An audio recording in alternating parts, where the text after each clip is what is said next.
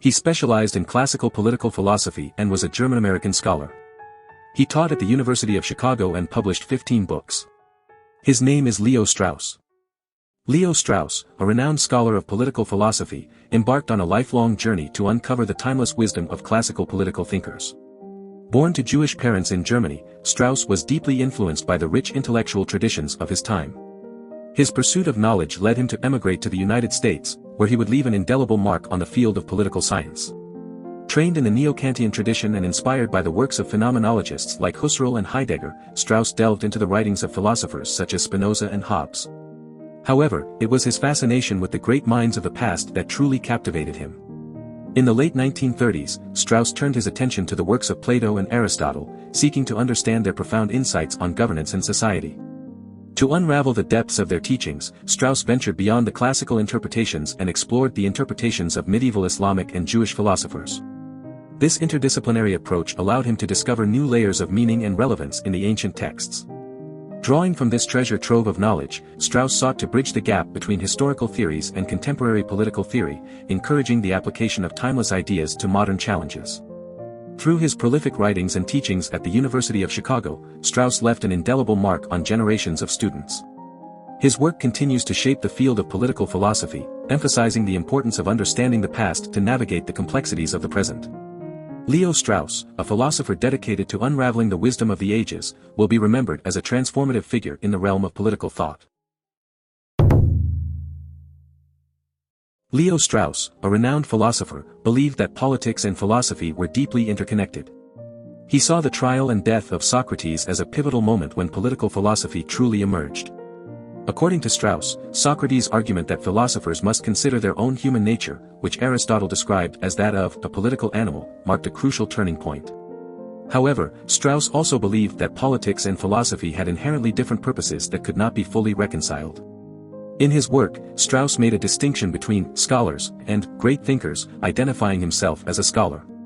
He viewed most philosophers as cautious scholars who approached problems methodically. In contrast, great thinkers tackled significant issues boldly and creatively. Scholars, on the other hand, dealt with these problems indirectly by analyzing the differences among great thinkers' ideas. One of Strauss's notable works, Natural Right and History, delved into various philosophical concepts. He critiqued Max Weber's epistemology, engaged with Martin Heidegger's relativism, and explored the evolution of natural rights through the ideas of Thomas Hobbes and John Locke. Strauss concluded his analysis by critically examining the philosophies of Jean-Jacques Rousseau and Edmund Burke. Throughout the book, he incorporated excerpts from Plato, Aristotle, and Cicero, reacting to the ideas put forth by Heidegger. According to Strauss, understanding and confronting Heidegger's thinking was crucial for developing a comprehensive formulation of modern political theory. Strauss also highlighted Friedrich Nietzsche's understanding of historicism, which aligned with the Hegelian philosophy of history. However, he criticized Heidegger for sanitizing and politicizing Nietzsche's ideas.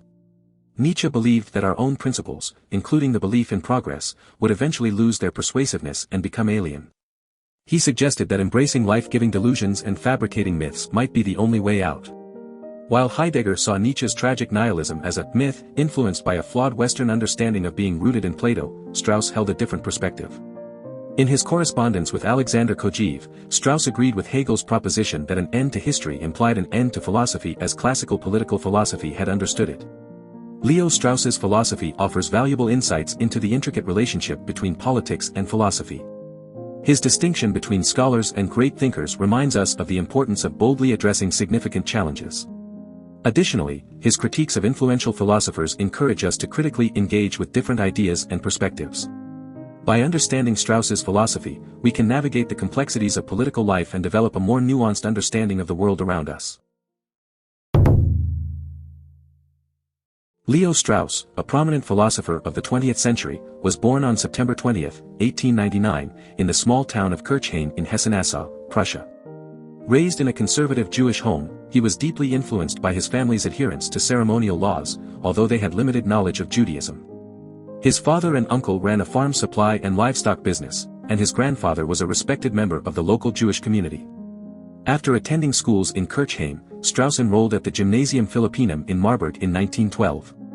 During his time there, he boarded with the Marburg cantor Strauss, whose residence became a meeting place for followers of the philosopher Hermann Cohen. In 1917, Strauss interrupted his studies to serve in the German army during World War I. Following the war, Strauss pursued higher education at the University of Hamburg, where he obtained his doctorate in 1921. His thesis on the problem of knowledge in the philosophical doctrine of F. H. Jacobi was supervised by Ernst Cicero. During his time at the university, he also attended courses taught by renowned philosophers such as Edmund Husserl and Martin Heidegger. Additionally, Strauss became involved with the German Zionist movement, which allowed him to connect with influential Jewish intellectuals like Hannah Arendt and Walter Benjamin, who admired his work. Among his circle of friends, Strauss had a particularly close relationship with Jacob Klein. He also engaged intellectually with Gerhard Kruger, Karl Loeth, Hans-Georg Gadamer, and Franz Rosenzweig. Moreover, he maintained correspondence with notable figures like Gershom Scholem, Alexander Altmann, and the Arabist Paul Kraus, who married Strauss's sister Bettina. Notably, Strauss had a discourse with Carl Schmitt, but their exchange came to an end when Schmitt failed to respond to his letters. Leo Strauss's early life and education laid the foundation for his philosophical endeavors. His deep engagement with Jewish thought, exposure to influential intellectuals, and exploration of various philosophical doctrines shaped his unique perspective. These experiences would later inform his influential works on political philosophy and provide valuable insights into understanding divinity and morality in our daily lives. Leo Strauss, a renowned philosopher, had a life filled with twists and turns that shaped his intellectual journey. After receiving a Rockefeller Fellowship in 1932, he left his position in Berlin and ventured to Paris. It was there that he met and married Marie Bernsohn, a widow with a young child. Strauss embraced his new role as a father, adopting his wife's son and later his sister's child. Although he and Marie did not have biological children of their own, their family grew with love and affection. The rise of the Nazis in Germany forced Strauss to make a difficult decision. He chose not to return to his native country and sought refuge in England. With the help of his in-law David Dobe, he found temporary employment at the University of Cambridge.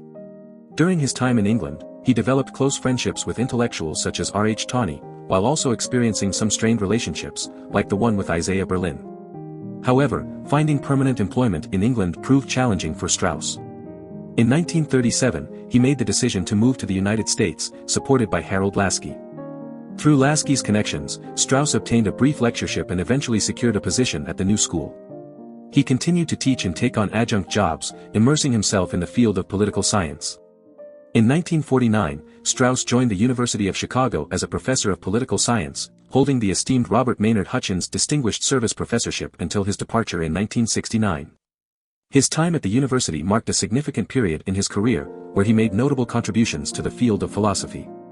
Throughout his life, Strauss encountered various intellectual figures, including his meetings with Loeth and Gadamer in Heidelberg in 1954.